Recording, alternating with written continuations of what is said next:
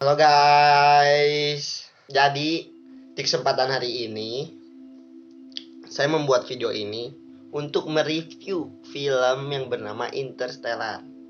Ini saya sebagai penonton saja ya, bukan ahli mereview-review gitu. Saya memilih film ini itu karena sangat menarik gitu. Makanya tonton aja, oke. Jadi Interstellar ini adalah film di tahun 2014 ya. Udah berapa tahun? 14, 15, 16, 17, 18, 19, 20, 21, 22 8 tahun guys. 8 tahun garapan sutradara Christopher Nolan, the one and only Christopher Nolan. Ini produsernya sangat hebat ya, produser hebat, sutradara hebat, karena film-filmnya itu sangat menarik lah pokoknya.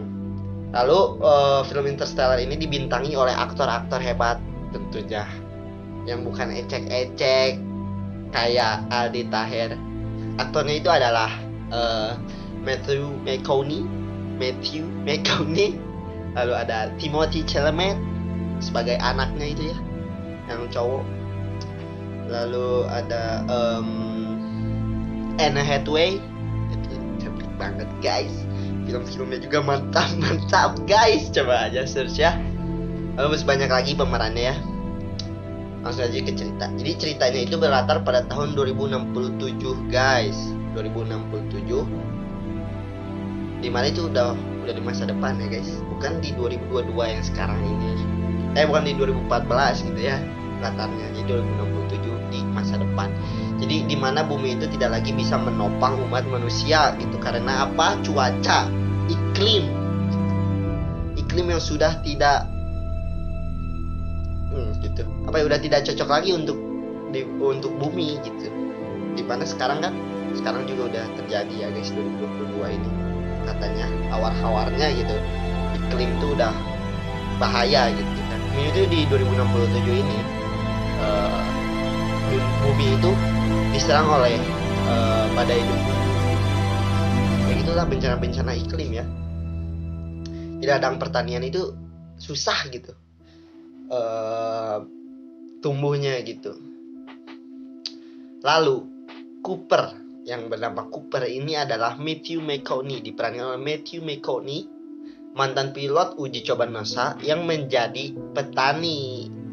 Jadi dia itu ada mantan pilot dan dia sudah pensiunan menjadi petani gitu. Nah petani tapi ladangnya itu sering diserang oleh iklim badai debu itu guys, kan kesiksa ya. Cooper ini tinggal bersama keluarganya, termasuk ayah mertuanya, lalu putranya yang bernama Tom, itu Timothée Chalamet yang sekarang udah gede. Waktu itu masih kecil ya, 2014. Nah, dan putrinya yang berusia 10 tahun, Murph, perankan oleh Mackenzie Foy. Nah, yang percaya bahwa rumah mereka itu dihantui oleh hantu yang berusaha berkomunikasi dengannya. Nah, padahal ini bukan tentang film horor ya guys ya. Jadi apa itu yang ada di rumahnya guys? Itu tujuan ceritanya tuh gitu. Lalu setelah menantang Murph untuk membuktikan keberadaan hantu itu gitu. Jadi si Cooper itu menantang Murph gitu. Mana hantunya mana? Si Cooper teh nanya ke anaknya. Lalu si Cooper ini menemukan bahwa hantu tersebut memandu mereka ke pangkalan rahasia di NASA. Coy, bukan hantu ya. Lalu di pangkalan NASA itu dipimpin oleh Profesor Brand gitu, yang diperankan oleh Michael Caine. Lalu Cooper direkrut untuk menerbangkan Endurance. Direkrut lagi si Cooper masuk. Jadi itu tuh adalah wahana antariksa uji coba dengan misi mencari planet yang layak untuk dihuni oleh umat manusia, melewati lubang cacing yang terbentuk di orbit Saturnus. Endurance akan mengikuti jejak misi Lazarus ini. Nah, namanya itu ada misi Lazarus ya. Serangkaian wahana berawak yang dikirim melintasi lubang cacing untuk mempelajari kelayakan beberapa calon planet dalam jangka panjang. Nah, data dari Lazarus ini mengerucut pada 3 planet yang berpotensial. Yang pertama ada Miller, Edmunds, dan Mann. Masing-masing itu diberi nama sesuai astronot yang melakukan survei ke sana gitu. Nah, banyak tuh planet-planetnya tuh Ada yang planet air doang, coba air doang gitu. Pas si pesawatnya mendarat ke planetnya, nih planet set ngambang di air coy. Jadi pas ngambang di air ada yang tinggi gitu kan. Nah disangkanya itu adalah apa, gunung gitu, daratan. Taunya apa, itu adalah ombak guys, lagi gini gitu. Ke kapalnya gitu. Nah mau gitu. Nah jadi seperti itu sinopsisnya. Jadi tentang dimana bumi itu tidak layak dihuni, sehingga mereka mencari lagi planet yang lain untuk bisa dihuni oleh umat manusia gitu. Seperti itu sinopsisnya mah.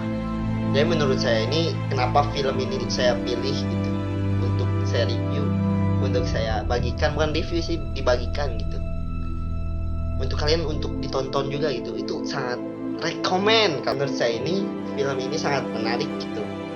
Ketika saya menonton film itu langsung wah tau men gitu, kayak Madodet kayak si pembuat film itu sampai sedetail dan semenarik ini gitu membuat film bergenre sci-fi ini gitu. Jadi film ini tuh dari segi alur cerita juga menarik, walaupun emang kita sebagai penonton harus berpikir gitu, kayak pas menonton tuh ya rada berat sedikit, tapi dibawa dengan alur cerita yang menarik. Jadi kita mikirnya juga oh gini, oh gitu.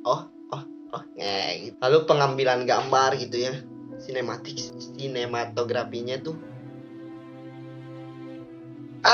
memanjakan mata gitu loh. Emang indah gitu, angle-angle yang diambil sangat pas. Lalu teknologi-teknologi yang dipakai gitu kan di dalam film pun sangat wow gitu, karena budgetnya coy gitu. Gitu. Lalu memang semua film garapan Christopher Nolan itu sangat menarik untuk ditonton gitu.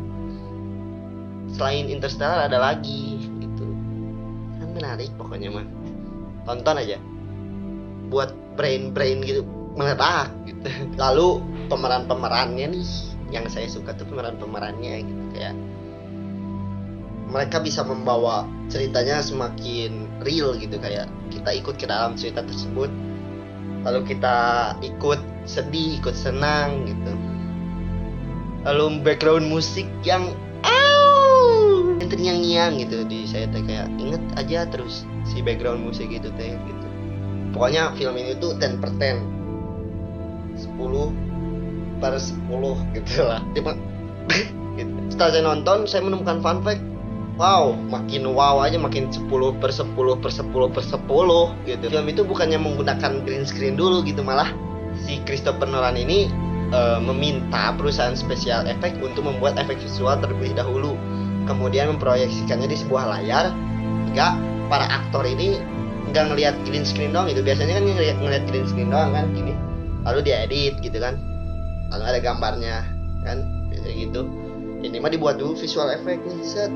Jadi pas si aktor ngelihat gitu kan, langsung jadi actingnya juga mantap gitu, ngelihat keindahan visual effect yang dibuat oleh perusahaan spesial effect. Lalu produksi ini menciptakan ladang jagung seluas 500 hektar. Kan itu jadi Cooper itu sebagai petani. Di produksi itu menciptakan ladang jagung seluas 500 hektar untuk adegan di bumi, dan kemudian membakar sebagian besar untuk berbagai adegan yang melibatkan pembakaran ladang jagung. Pembakaran itu karena ada topan api gitu di buminya, itu emang the best gitu, effort.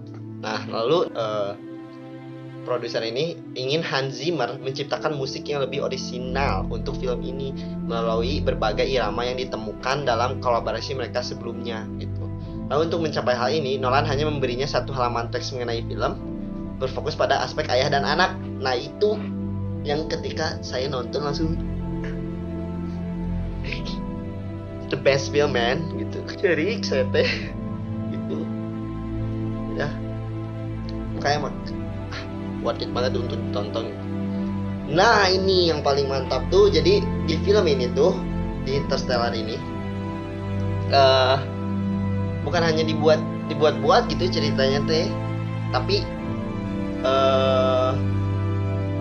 mengundang fisikawan bernama Kip Thorne dengan teori-teori Thorne yang menjadi inspirasi bagi orang-orang di balik Interstellar ini gitu. Terutama pandangannya tentang lubang cacing di angkasa. Lubang cacing ini wormhole lah disebutnya. Itu visualnya tuh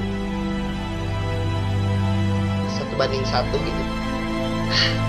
Asli gitu kayak yang di planet luar sana gitu. Terus pas pengambilan gambar si lubang cacing itu nggak bulat gini terus, jadi karena pengambilan gambarnya dari kiri misalnya, jadi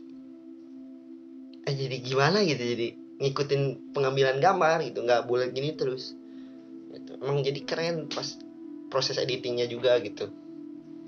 Emang produksinya mantap, background musik mantap, aktor mantap, alur cerita mantap. Apalagi yang kurang gitu, tinggal dapat nominasi kan gitu. Menurut saya sih film ini 10/10 pokoknya. Kalian harus nonton. Nanti karena saya adalah film antusias ya, nanti saya akan review film lagi adik-adik. Oke. Tetap stay tune di YouTube ya. Oke. Thank you. Assalamualaikum warahmatullahi wabarakatuh. Bye bye. Ulah po nonton film Naima Omat. Assalamualaikum.